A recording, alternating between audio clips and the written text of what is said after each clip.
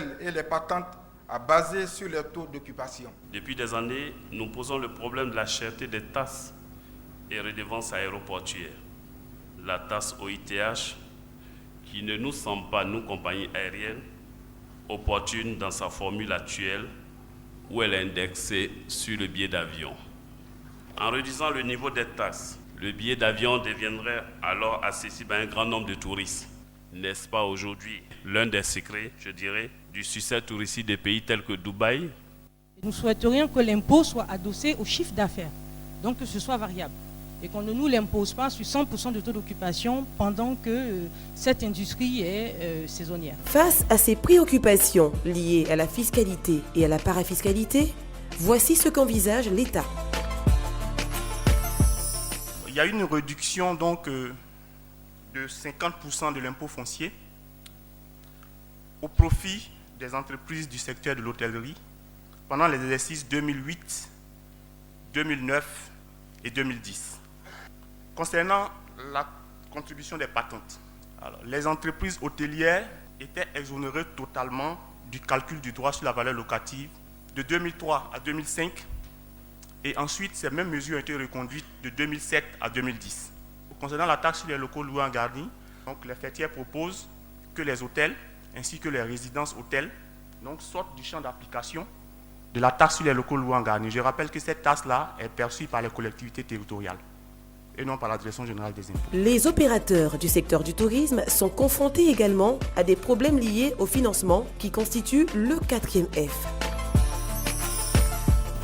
Ce n'est pas au promoteur de donner des informations, c'est la banque qui doit aller au-devant des informations.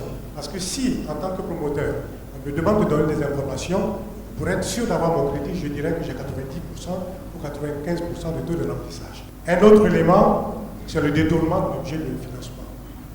Ça, je suis surpris qu'on le dise, parce que s'il y a un détournement, c'est l'APB qui n'a pas fait son travail, c'est le banquier qui n'a pas fait son travail.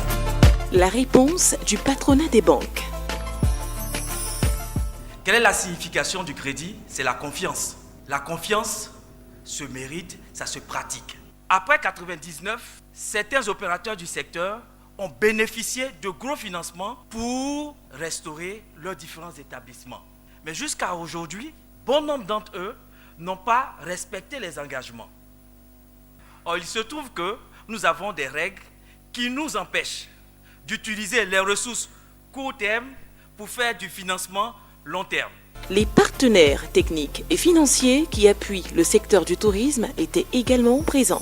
On a des programmes qui sont visés à la promotion et l'identification de la destination, et finalement aussi en termes de renforcement des capacités. Nous pouvons aussi faire d'autres types de prestations, à savoir les garanties de prêt, à travers un outil que nous avons mis en place, le fonds Gari. C'est un fonds de garantie qui accompagne là aussi le secteur bancaire dans le financement des entreprises, notamment du secteur privé et des PME.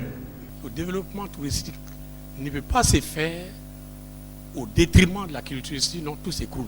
Il n'y a pas de dispositif présentement au niveau infrastructurel, au niveau des Bassam et au niveau de ces sites-là pour effectivement les exploiter au mieux. Au total des deux premières parties, les échanges, la restitution ainsi que des préoccupations posées pendant ces rencontres sectorielles, voici ce qu'on peut retenir de la première édition. À l'issue de la rencontre, on pourrait retenir des différentes articulations qui vous ont été citées. La volonté de l'État de moderniser le secteur du tourisme, ce qui s'est traduit par d'importantes réformes et des chantiers en perspective qui devraient améliorer les performances du secteur, notamment de porter la part du secteur à au moins 5% du produit intérieur brut. Le secteur privé a salué le train des réformes en cours et a souligné sa disponibilité à accompagner le ministère du Tourisme tout en formulant néanmoins des préoccupations essentielles portant sur leur compétitivité. Pour terminer ces rencontres sectorielles d'aujourd'hui, écoutons la conclusion du ministre Roger Kakou. C'était le lieu d'un échange très fructueux.